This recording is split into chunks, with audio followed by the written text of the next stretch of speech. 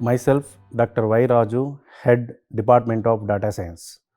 Today, technology is going very fast, and there is a need of getting touch with new technologies day by day. VBIT always forefront to introduce new programs to the students. As a part of that, Department of Data Science established with the intake of 180 students. The Department of Data Science offers various booming technologies in the market. Now, as a part of this, we are focused on various latest trending technologies like machine learning, blockchain technology, Internet of Things, and many more technologies. Now, in this technology, we are focused mainly on hackathons, seminars, workshops, and projects, value-added programs to improve the students' practical knowledge.